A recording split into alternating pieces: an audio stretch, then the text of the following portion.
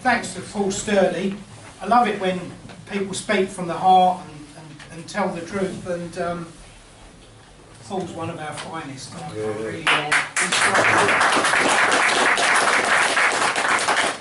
I've been out with him leafleting when his bloody legs in plaster. He's like bloody Long John Silver, isn't he? And we're out leafleting all around London. He's come down, he's helped me, he's been under the weather, and he's traipsing around Malden. He's a great guy. He's great.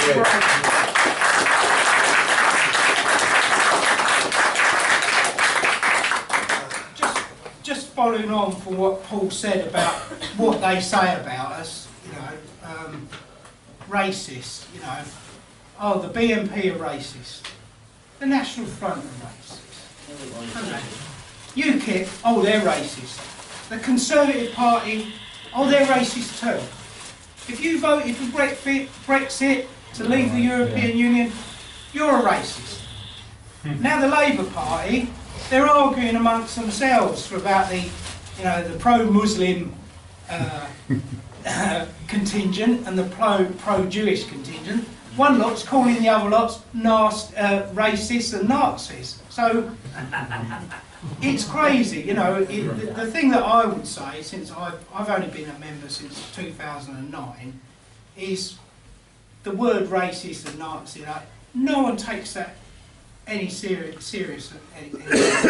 It's just it's a term of abuse that they use against you, and they've absolutely washed it out. And you know, I don't have problems with people talking to me. You know.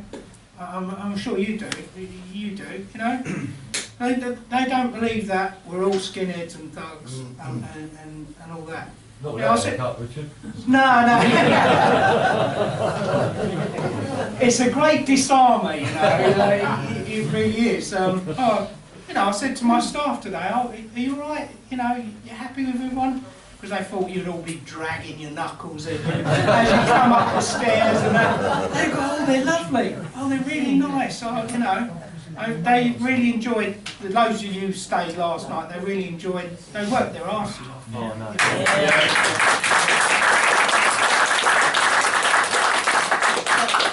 You know, they enjoyed working and meeting you guys as much as you enjoyed being here and being in, you know, our company. We've got another speaker now, a gentleman by the name of Cliff May, and he's going to be speaking about patriotism and lessons from the past. I want you to welcome Cliff May.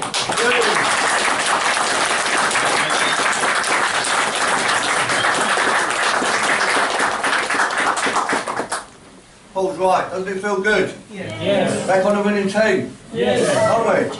Yes. Oh, yes. And I want to follow on from something that Richard said, which was about the word racism.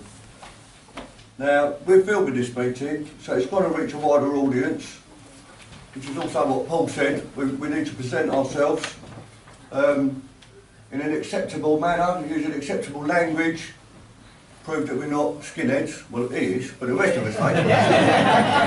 So, you can start. Because it is about race, but it's not about racism. Of course it's about race. And anyone who denies that's a lie. But I'm not going to be using the word nationalist, because that has connotations as well. Because, as Richard said, they've beaten the word racist to death. So now, in the public eye, the word nationalist is equated with the word racist. So I won't be using that word either. I'll be using the word patriotism. Because that's what it is. That's what we are.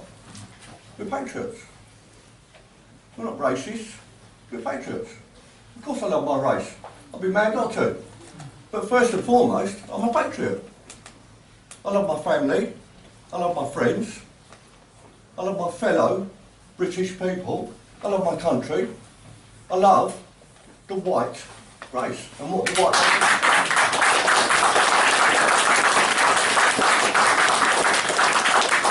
And like you, I want to protect that. And that is why I'm going to talk about lessons from the past. Because This has happened before. Not so much here, but Europe, the white homeland, the ancestral homeland of the white European peoples, have been invaded many times. Many, many times. And when you have the naysayers, oh, it's too late, Paul was saying, oh, it's too late, you're finished. What can you do about it? We're swamped. Oh, my little street's all right, but the rest of it, I don't go down the high street no more. I don't take my kids down the park. And people say it's too late, but it's not too late. It's not too late.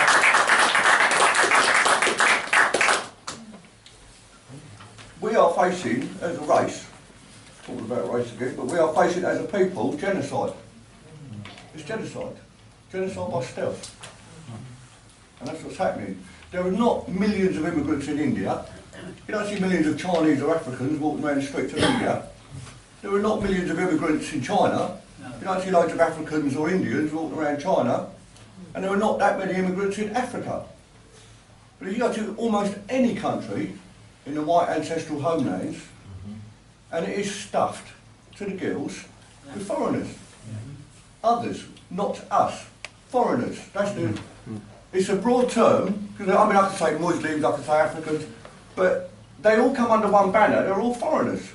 They're not us, they're not of us, and they don't belong in our ancestral homelands. And the size of China, and the size of India, and the size of Africa, there's plenty of room. They don't need to squash into our little space, our little corner of the globe.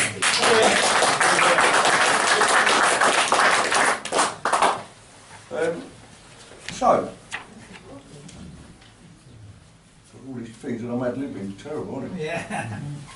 We all know that the foreigners that are already here, and let's face it, they've been here for what, 50 years? Since the 60s? I mean, some came in before that, but generally mass foreign invasion, it's not immigration, it's invasion. Mass foreign invasion has been going on more or less 50 years. And they brought their wives and children with them, which is unprecedented in other invasions. When the Moors invaded Spain, it was the men that came, they didn't bring their wives and children, they took Spanish women. And when the Mongols and the Huns invaded Eastern Europe, their policy was to rape every woman in the village, so that 20 years later, because they used to raid cyclically, when they came back, they would be their sons and their daughters in those villages, which is why in Eastern Europe people still look Occidental. In Britain today, in our capital city in London, under the age of 25, foreigners make up the majority. Whites are in a minority if you look at people under the age of 25, because the immigrant birth rate, hello Tess, the immigrant birth rate is so much higher than the indigenous birth rate. And this is also due to a fifth column. There's a fifth column, what we call the media. Who remembers all the old agony aunts? Claire Rayner, Marjorie Proops, all of a certain persuasion and all of a certain religion. What was that one? Germaine Greer? All given copious amounts, and not just here, they had their own versions in America and France and Italy as well, given copious amounts of airtime to tell our women, you don't want to have babies, you want to have a career. You're the equal to the man. Well, of course the woman's an equal to a man, equal but different. But that's not what they were being brainwashed. They were told, don't have a baby, have a career. If you are going to have a baby, wait till you're 40. Have one. And that's, unfortunately, we fell for it. We were naive, we fell for it. But the immigrants don't fall for it. By the time they're 30, they're grandparents. And they don't have one child, they have 5 children. So by the time an immigrant is 30, 40, 50 years old, they have copious offspring. And that is what is forcing our capital city to be majority foreign for under 25-year-olds. You've only got to go to any school and look at the playground. It is frightening, it is heartbreaking, but the whole thrust of my speech today is that it's not too late, it can be reversed. It has been reversed.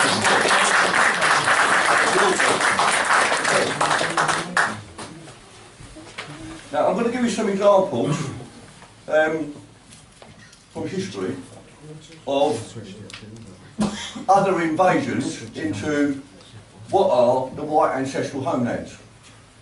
It started off, if I can get to the right page, we could call them race wars if you like. It started off in the year 372, the Huns from Central Asia started to attack the Eastern European borders of our ancestral homelands. Now, they were finally beaten off by the Alans and the Ostrogoths in the year 454 AD. But for 82 years they held sway. But we got them out. And in them 82 years, there must have been a neighbour talking to his BNP follower, other neighbour, so we've got to get these out, it's too late. They've been here 15 years, it's too late, we'll never get them out. But they did get them out. That was the first race war.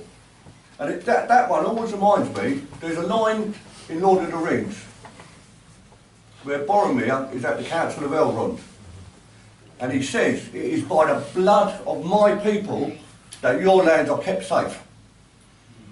And it is by the blood of the Eastern Europeans that we are afforded the rights that we have today. Because they have been watching our back for more than 1,000 years. The second race war were the Moors. Because they come in a crescent shape, you see. Some come from the east, some come from the south, in a crescent, in the shape of the moon. It's the Muslim way. The Moors attacked, as we know, southern Spain. These were obviously a foreign people. They weren't just black, they were black, Arabic. Some of them were early white Neolithic people that had been in Africa.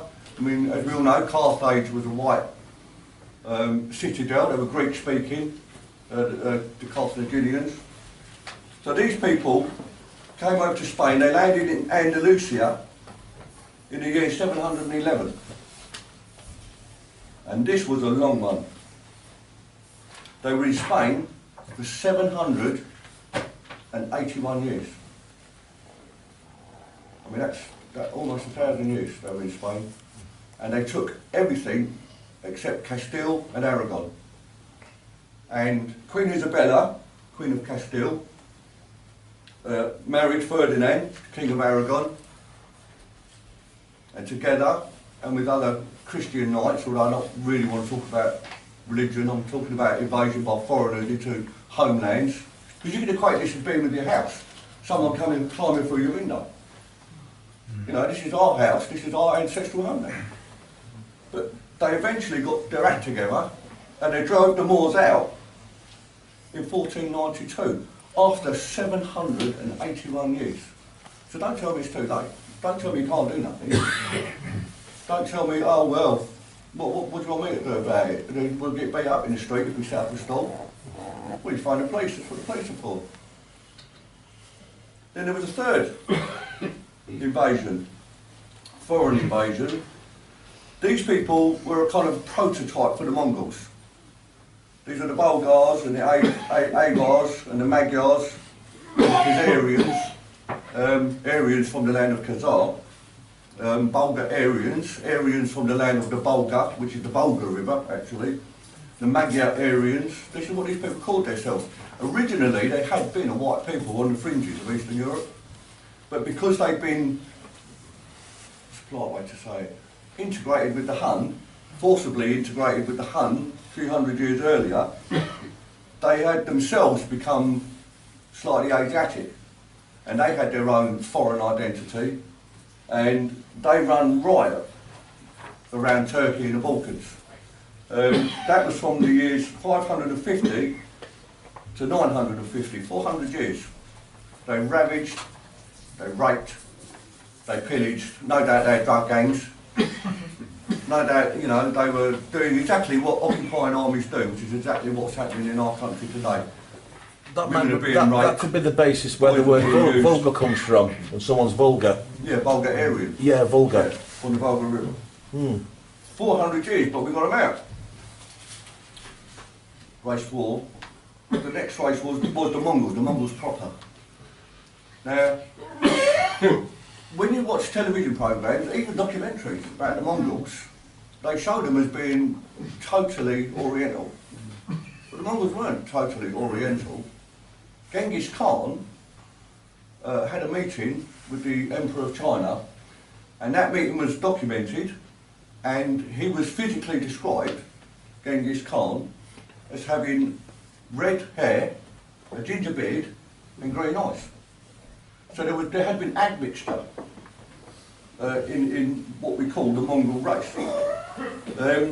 Now his grandson, Batu, decided to turn his attentions towards the white homelands. They'd already gone into China, they'd already gone into India, and they thought, well, the Silk Road must go somewhere. We'll follow that, and we'll see what we can rape, plunge and pillage. And they did. And they invaded us and held sway for 430 years, from 1220 to 1650. But we've got a map. We've got a map. They're not there now. And the last race war, before the one that our generation is facing, was the Ottomans, the cruel Ottomans, the Armenian genocide. Mixed Middle Eastern Turkic tribes, the Seljuks and others. They took Constantinople, they took Bulgaria, Belgrade fell, they took Vienna, Bosnia, Herzegovina. They committed genocide in Armenia.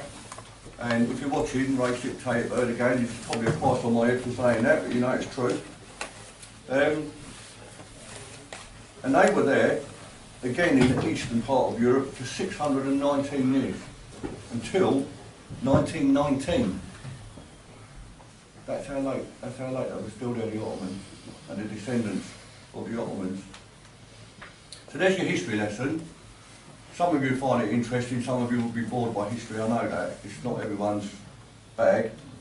But the point is, it's now our turn in Western Europe. It's our turn to be colonised. It's our turn to be invaded by hordes. Hordes. A jumbo jet load every day. At least 600 every day. 500,000 a year nearly. Of foreigners. Call them what you want. Whether they're Islamic, whether they're Hindu, whether they're brown, whether they're black, whether they're yellow, they're foreigners. They don't belong here. They've got their own lands. And if their country's not in a fit state, then surely, if they've got an ounce of patriotism themselves, it's their duty to fix their own country instead of running away to Malden and leaving the dregs behind to fix the problem. So what can we do about it? Because we are facing now a racial invasion. And it's not just us, it's the French, the Italians, the Spanish, Sweden, Denmark, all the white West, instead of the white East this time, are facing an invasion. We're being outnumbered in our major cities. The invaders are doing what invaders do, they're pushing for their rights. We need to push back. Yeah. And we're the only party that can do that. Because you have all these disparate groups.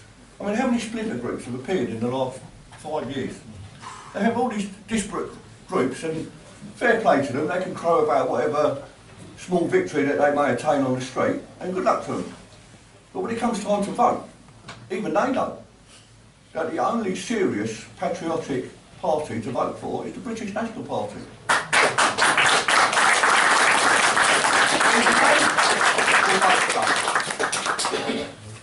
So I don't mind that what they're doing, their street protests and their marches and that. That's fine by me. I'm great with it. As long as they vote BNP and as long as they wake everyone else up to vote for the British National Party, the party of British nationals for national Britons. Now, what can we do to stop it? We need to make noise. In this country, ritual slaughter is being allowed on religious grounds. Now, This country has very, very strict laws. We're a nation of animal lovers. We have very strict laws on how we treat our animals and how we slaughter them. But because of the diseased mind of the Liberals, and because of, no doubt, financial pressures being brought to bear, the Liberals have yielded, they've ceded to the invaders. They said, oh, well, you can slaughter your sheep in the street without stunning them first. We'll let you do that because it's your religion. No. No, this is a Christian country. Yeah. It's a Christian country. If they knew when they came here that we had laws against barbaric treatment of animals. They knew that before they came here. And they came anyway.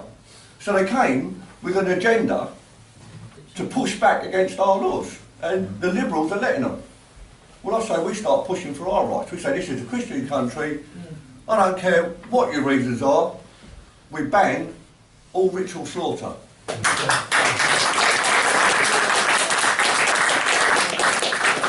Not just that we ban it, but we ban the import of it as well. That's how we get around it.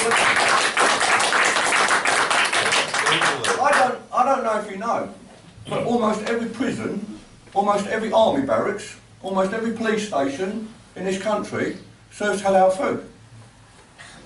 And do you know why? Because they can't afford to have two different caterers. So they cater to the vociferous minority, which will soon be the vociferous majority. That needs to end. That needs to end. This is our country. They knew when they came here that we don't behave like that. So they can't moan about it. It's everywhere. It's in the supermarket. Yeah. It's just not labelled as such. Exactly, it's just not labelled. There are other things we can do. I've read the Quran.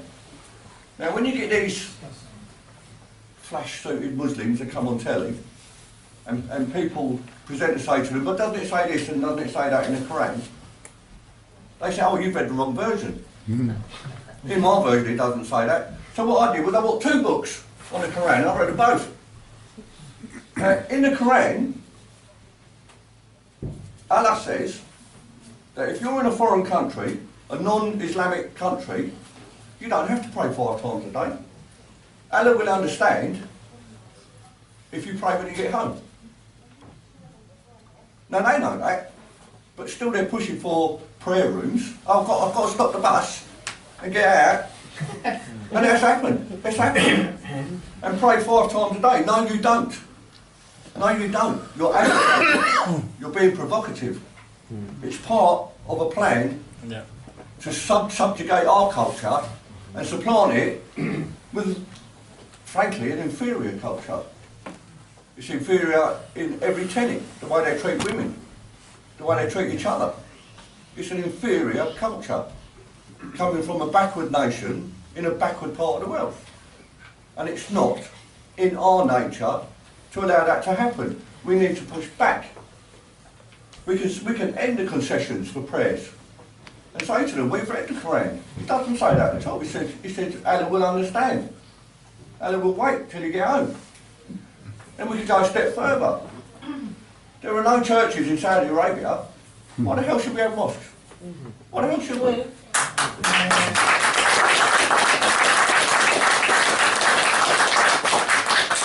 Royal patronage, that's the reason why. Treason. It's treason. That's the reason why. Because those at the top, as Richard said, and as Paul said, they're treasonous. You know, they've taken the 20 pieces of silver to betray their own people. Which is why people are turning to the British National Party, because, like Bronstill, it says we say what we do on the tin. You know, what it says on the tin is what we do. We will stand up for our people, our nation, because we love them. We don't want to use them like the other politicians do. They get in power and then they use people to enhance their power. We don't want to do that. We love our people. We want to put our people first. So, we can ban ritual slaughter, and we can be very noisy about that. That's what we want. And we can make it, we are the only party pushing for that. Even the Greens won't push for that. They won't. They won't say anything about building on building houses on greenbelt land. Because them houses for immigrants and they know it. So they'll keep quiet. They won't say nothing about ritual slaughter. This needs to be a tenet of the BNP. We can ban the ritual slaughter, we can end the concessions, and then we can shut the mosques. You watch them all go home. You watch them. Oh, I'm not staying here, I'm going to France. Well, good. Then France will do it as well. In fact, France is in front of us. Yeah. And then Hungary will do it, and Romania, and all the other countries. Because they've had it before, they know how it works. And luckily, they're shutting their borders, stopping even more coming in. But there's something else we can do as well. We can push for our rights as an indigenous people.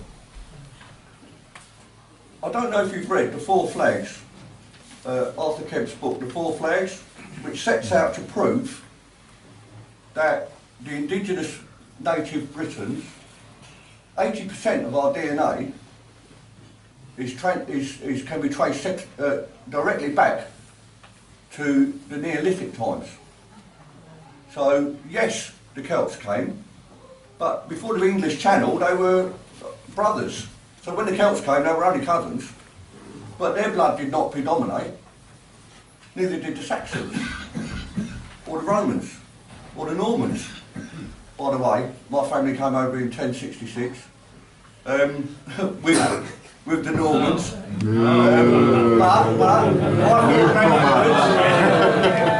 That's what I'm saying. My four grandparents are English, Irish, Scottish and Welsh. It's only the name that is French. I think Perry is also a Norman name, actually. So this book proves, it's called The Four Flags by Arthur Kemp, and every nationalist should have a copy. It proves that we are an indigenous people, beyond any doubt.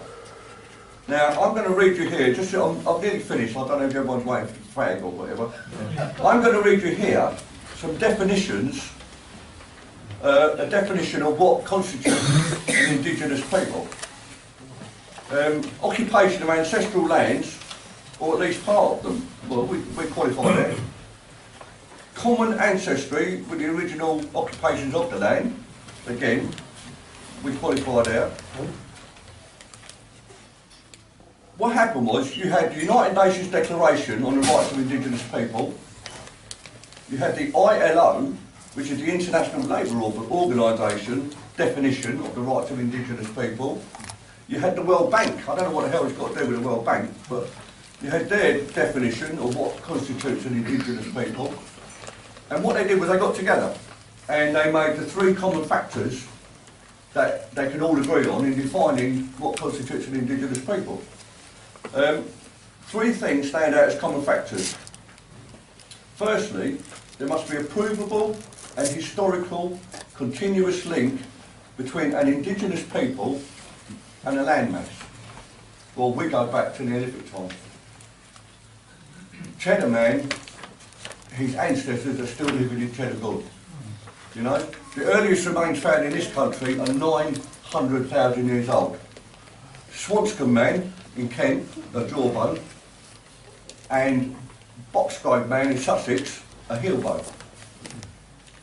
900, they were first thought to be 700,000 years old when they were first found almost 100 years ago, but modern techniques have pushed that back to almost 1 million years. That's before the Ice Age. So we were here. We might have gone south, or some of us might have gone south, even as far as North Africa during the Ice Age, but then we followed the herds back north again when the ice retreated, and we came back. And we bred with the people that had stayed, who had become Neanderthals. So, secondly, we qualify the indigenous people must have a large degree of homogeneity, I'm glad I said that right, in ethnic origin, race and culture. And thirdly, there is usually an element of colonisation. They use big words, but generally by foreigners. So again, we qualify as an indigenous people according to United Nations, the EU, they have their own definition of what constitutes an indigenous people, the World Bank, the ILO.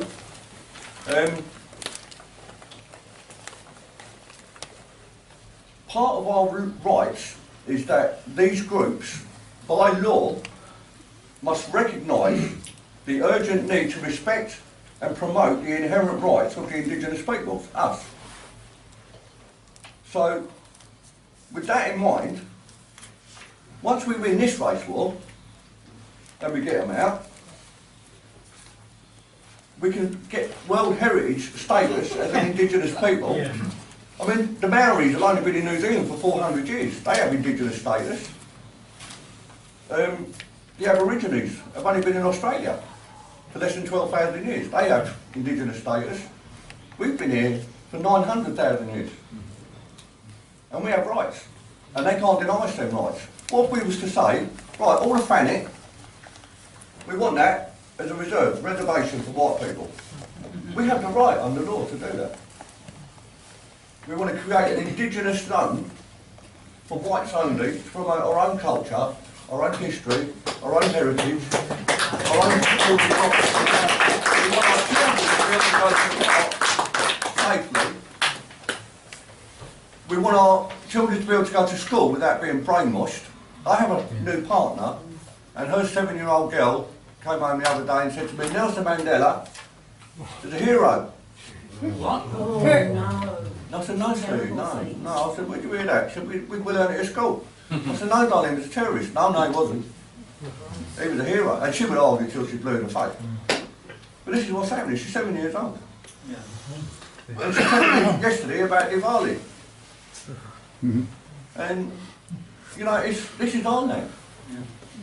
This is our country.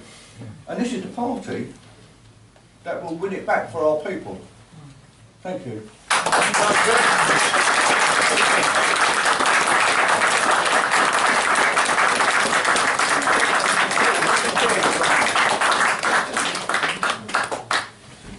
We're going to have a little break in a minute. A couple of things I wanted to pick up on what Cliff LeMay said. What a fantastic speech.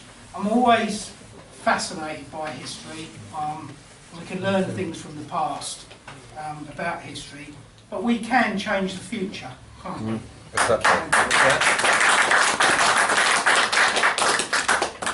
Cliff picked up on churches and Christianity. Now, one of the problems in Southend, I know we're going on about Southend, is that Southend unusually has many churches. During the Victorian era, they built loads of churches. There's a place in Southend, an area called South Church. It's called South Church because there's loads of churches in. There's churches in all these, lots of these streets here, and you just drive past them. There's loads of them. Now, the problem with loads of churches, with dwindling congregations, is those churches get sold off. And who buys them churches? It's the Muslims. And they've already got planning permission for a place of worship, you see. And they can turn those, they might not be able to mess about with the stained glass windows, not at this stage, but they will. They will build minarets at some stage. I do love churches, I love all the stained glass windows, and I think they're absolutely fantastic. I live next door to a church, if any of you have been to my house. And this is one of the problems with Southend. They've bypassed Basildon, because Basildon is a new town. But Basildon, when they started building that up, 60s, 70s, you know, going to church was not as big a thing as what it was 100 or so years ago. So they probably built less churches per head of population, you know, nice modern churches like they do. But Basildon is not as attractive to the Muslims because they haven't got a supply of churches. When we go around and look for somewhere to live, we go, oh, there's a nice pub there, you know, a supermarket, petrol station. They look for a mosque. And this is what's blighted poor old Southend. Available, cheap churches.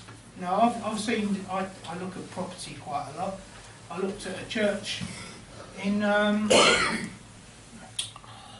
out in Great Yeldon Way, and you know, they're going cheap.